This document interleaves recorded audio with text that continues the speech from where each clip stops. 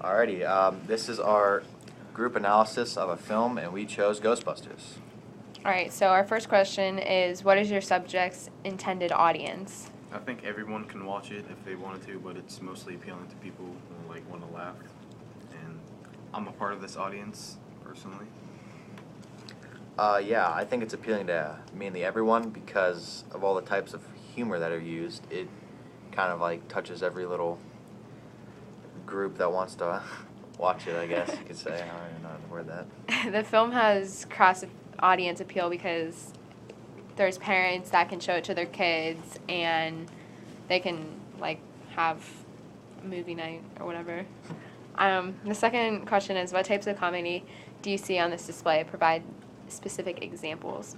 I think there are multiple, different types of comedies, but mostly, low comedy, when they suck up the monsters in the vacuum or get slime on them and stuff.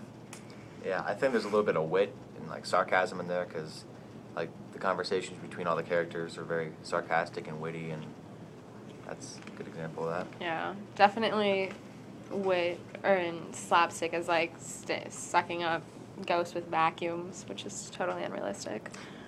Number 3 is, what are your primary means of creating comedy? That is it based in the use of words or physical gags or a combination of both? I think it's a combination of both, but mostly physical gags because they're throughout the whole movie. But sometimes the words kind of set up the gags or are related with them. Yeah, it's a little bit of both because, people getting slimed by ghosts, that's physical gags because you can see it and everything, but the use of words would be sarcasm and the wit and everything that they use, the conversations between people. Number 4 is, what effect does this work have in you? Did you find it funny? Why or why not? I found it funny, but some parts of the movie were a little silly or stupid because of they're trying really hard to make you laugh. Yeah, I thought overall it was pretty funny. The entire concept of a business going to get ghosts and saving New York or whatever. That's pretty funny, but yeah, a couple of times they try a little too hard, but overall it's pretty funny. I think it's kind of funny, but I definitely think that they use too much and they try too much to make it too funny because it's kind of throughout the whole movie that they try to be funny. What is the artistic, social, and or cultural value of this particular movie or show? I said the value is pretty high because it's kind of a classic and everyone knows about it and has seen it. Parents show their kids it and people watch it again, and it has a high rewatch value in my eyes. I don't think it was very artistic, but it was very popular at its time and still is. I think it's definitely part of kind of our culture too. It's kind of like a classic. Everybody has seen Ghostbusters or at least heard of it, so it does serve some kind of value in our society today.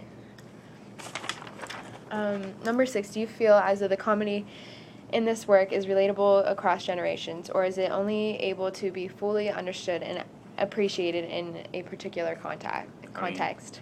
I think it's relatable and understandable to all generations, but mostly a younger audience, kind of. Yeah, definitely multiple generations can relate to it, and because again, the movie was made in the 1980s, so parents they saw it when it first came out, and then they'll show their kids because they probably liked it, if they liked it, and then since that's multiple generations watching it right there, so that's obviously a multiple generation appeal, and there you go. I think that it's definitely for multiple generations because there's parents that show it to their kids and so on, and it might not be fully understood by little kids, but it was made in the 80s, so maybe when they grow up they can watch it again and understand it more and appreciate it more. They can watch it when they're older and get the hidden values in it. Yeah. So that is it.